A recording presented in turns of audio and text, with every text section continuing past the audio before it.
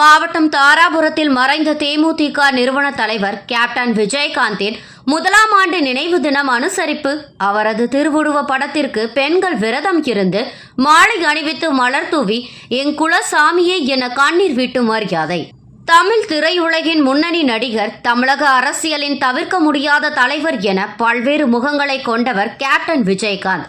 தமிழ்நாடு சட்டமன்றத்தின் பிரதான எதிர்க்கட்சி தலைவராகவும் இருந்தார். இல்லை என்று வரும் ஏழை மக்களுக்கு இல்லை என்று சொல்லாமல் வாரி வழங்கியவர் தேமுதிக தலைவர் கேப்டன் விஜயகாந்த். உடல்நல குறைவால் பாதிக்கப்பட்டிருந்த விஜயகாந்த் கடந்த ஆண்டு டிசம்பர் 28 உடல்நல குறைவால் காலமானார். இந்நிலையில் விஜயகாந்தின் முதலாம் ஆண்டு நினைவு தினம் இன்று கடைபிடிக்கப்படுகிறது. அவரது நினைவு தினத்தை குரு பூஜையாக தேமுதிக அனுசரிக்கிறது.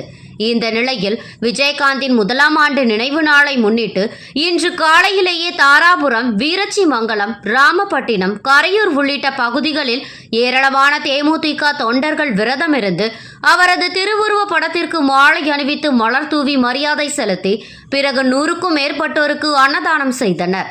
இந்நிகழ்வில் மாவட்ட துணை செயலாளர் அண்ணாதுரை, மாவட்ட துணை செயலாளர் கந்தசாமி, மாவட்ட பொருளாளர் பன்னீர்செல்வம், மகளிர் அணி சர்மிளா, கிரி, பெரியசாமி, நாகராஜ், மதுக்கம்பாளையம், கொளத்துப்பாளையம், பேரூர், முருகன், ரத்தினசாமி மற்றும் தாராபுரம் ஒன்றியம் நவநீத கிருஷ்ணன் மற்றும் பொதுமக்கள் பலர் கலந்து கொண்டனர்.